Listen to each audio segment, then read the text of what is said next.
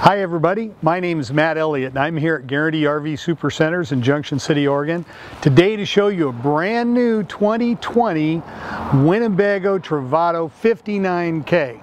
Now these things have taken the industry by storm for a number of reasons, and this van is one of my very favorite ones. I've done a lot of video on these because they're just fantastic rigs. They're very special to me. Follow me, I'll show you why.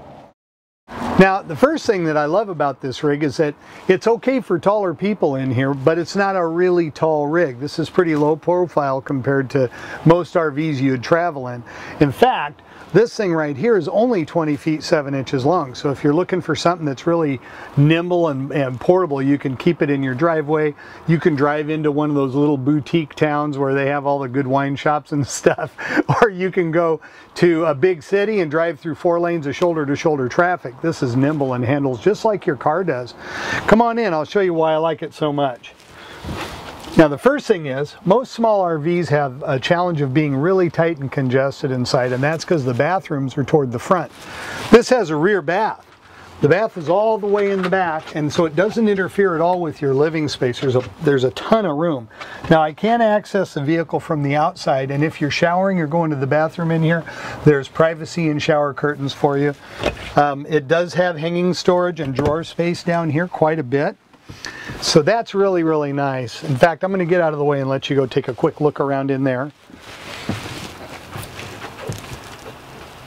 You can see there's a toilet down there, and there's a sink that folds down out of the wall, and it's plenty big for just about anybody.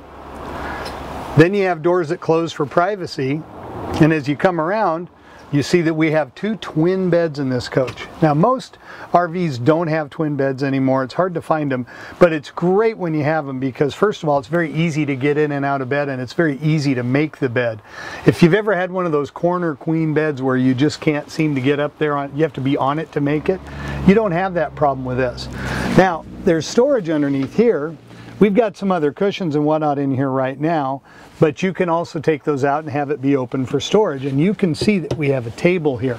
So this central area can be used as a dining area, it can be used as twin bedding, or you can set the table in this position and make it into a big queen bed if you want.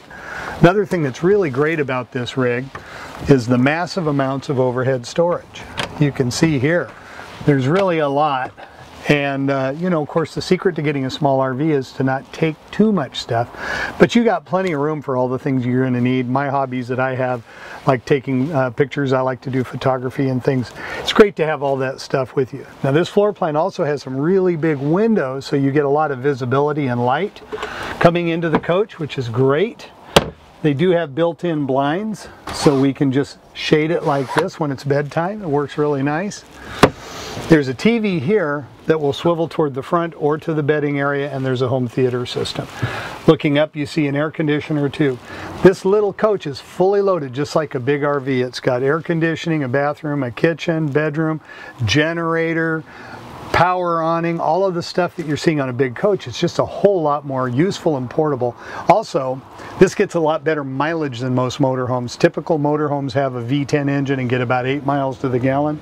This one here is a 3-liter V6, 3.7 liter V6, pardon me, and it'll get excellent mileage, probably well into the mid to high teens, depending on how loaded you are and how you're driving. Here's our Galley. One thing that's neat about this is it's got an all-electric refrigerator, so you don't need to burn propane to refrigerate. These new refrigerators are extremely efficient. They really don't use that much energy.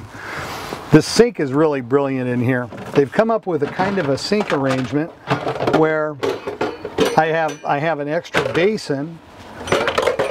I have a drying rack here, so I can put that there.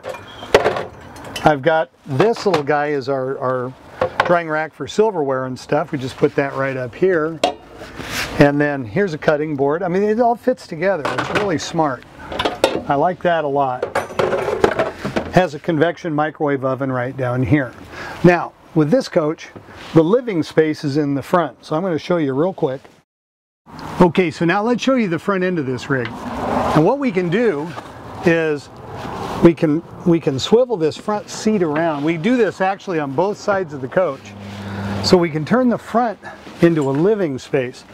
Now, instead of just using the back end of the coach as living, we can use the whole entire vehicle, which is great because with these chairs swiveled here, I don't have to move my bedding up and down. I don't have to put away my bedding. I can sit here and have that be my bed and this be my place where I hang around. I also have two tables that come out. So I can set my laptop here, I can eat my dinner here, whatever I'm doing. We could play a card game. And of course the TV set will swivel to this area too. So this can be the place where we kind of hang around and enjoy ourselves. Of course, camper van people are often quite active and they really don't spend that much time inside. But if you do in this one, it's going to be really fine. Now in the front, we see this is a regular Dodge Ram ProMaster chassis.